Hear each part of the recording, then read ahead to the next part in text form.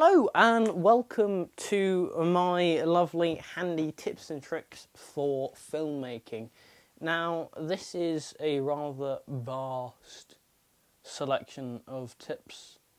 Now I'm reading these off a sheet of paper that I've printed off in a professional manner on my phone. So let's get straight into it.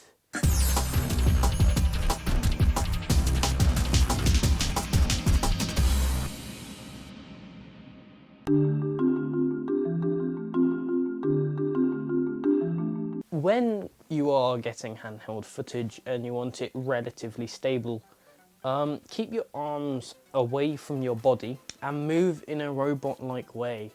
So if you're panning up and down, move your whole body instead of just your arms. And keep them a little bit springy to absorb any shock from walking or anything. But the main thing to remember is to keep your arms away from your body and move your whole body when turning.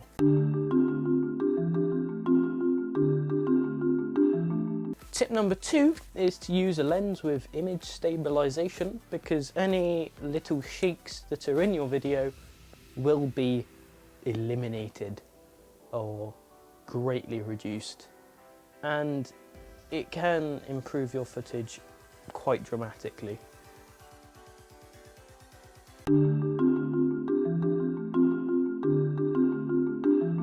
The next tip is to use manual sound recording. Now this is so the automatic sound recording doesn't fluff up. A lot of the times when you're talking and then you stop talking, you'll find that the automatic sound recording will then all of a sudden bump up the gain, and then you'll get a ton of unwanted background noise. Like say you're filming on a busy street. You've got the sound recording set to just this and nothing else, and you've got as little background noise as possible, and then when you stop talking with automatic sound recording, it will then bump up the noise and you can hear the traffic on the road. But if you're using manual, it stays the same.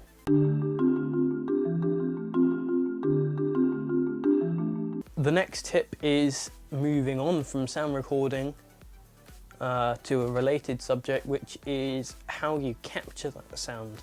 Now as you can see here, I have a lav mic that is as close to the sound source as possible, and you want to leave it that way.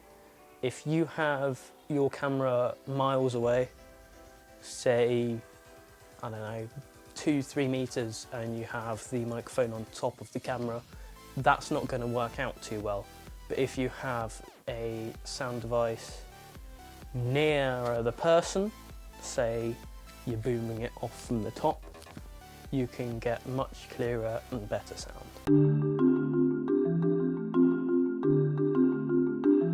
Now the next tip is, the smaller the aperture, the more things will be in focus. F11 is a great aperture because nearly everything will be in focus and you will need to twiddle.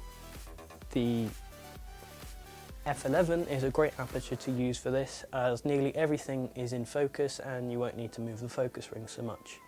Now, other apertures are available. Say you want to get some artistic effects, then you can use wider apertures, but the smaller the aperture, the more things will be in focus.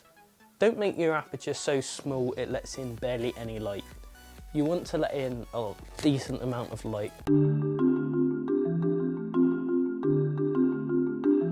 Moving on from that, you also need to apply the 180-degree shutter rule, which is a very popular filmmaking rule. So what you do is, say you're shooting at 25 frames a second like I am here. I have my shutter on 50, so you just double the shutter to what your frame rate is. So if you're shooting at 60 frames a second, you want a shutter speed of 120. This is great because you get the perfect amount of motion blur.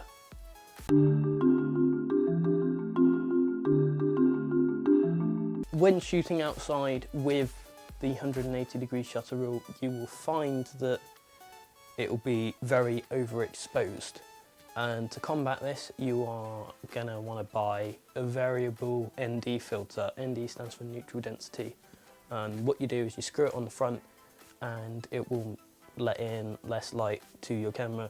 So you can keep your aperture the same, you can keep your shutter speed the same, you can keep your ISO the same. And all you need to do is turn the front of the filter.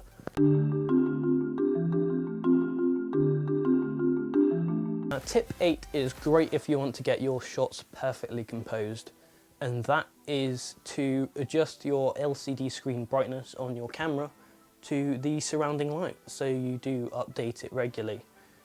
So you're filming inside, so you look at the example picture, which is normally the last picture that you've taken, and you look at on Canon cameras without the Magic Lantern. I haven't used the Magic Lantern yet, but on the default Canon software, there is a grayscale. So what you do is you adjust it so you can see every single one of those colours and define each one. And that will be perfect and allow you to expose your pictures properly.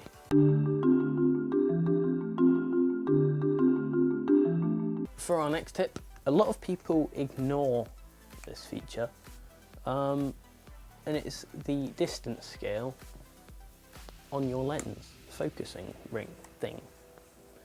And I don't know why people ignore it, because it's great. Because when you're filming and walking at the same time, you can't just look at the screen, you've got to look around you, you know, spatial awareness. So you're going to have to look up quite a lot as well. Like, the thing you should be looking at least is the screen.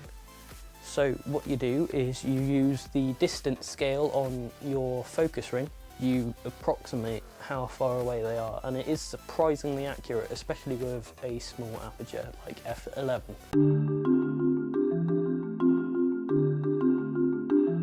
It's better to underexpose than to overexpose. Underexposing is easily fixable in post by just bringing up the brightness, but overexposure is literally unfixable. Even if you bring the brightness down, you still will get a washed out image, and that's because the camera is overexposing.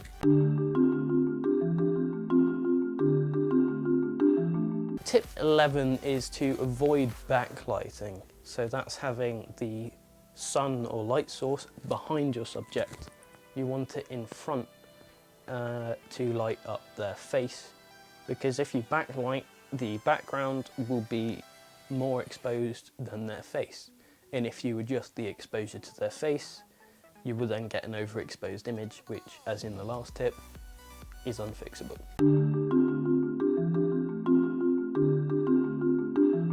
For the final tip, it's going to be related to editing. Editing is the bit that no one likes doing. No one likes editing their footage. The best way to get great results and increase the production value and interest on your video is to use no more than 20-second clips at a time when doing, say, review videos or videos like this. You will see that I have B-roll footage with examples of the things I have discussed. It is great to get as much B-roll as possible, so more B-roll is better than less B-roll, and get as much as possible and put it in at least every 20 seconds. If you don't have the ability to get B-roll, or you can't get anything that is related to your subject, then try and make your videos as interesting as possible by moving the location that you're talking in, or having something else in frame to add interest into the video and keep people watching. So I hope you have enjoyed that short video on my personal tips on filmmaking and video production. Please subscribe to me, because I have just started doing this kind of video talking to the camera with useful tips and filmmaking tips. I have held off on this video for quite a while just to gather some personal experience. So all of these tips are from experience that I have gathered from watching examples, say films, other YouTube videos, popular channels, and from videos I have made myself and mistakes I have made. because I prefer to learn from my mistakes. So go ahead, use these in another video that you make and tell me how it goes. If you have any filmmaking ideas that I could make a video of, or other tips and tricks, please put them in the comments below. I'll give you full credit, and thanks for watching.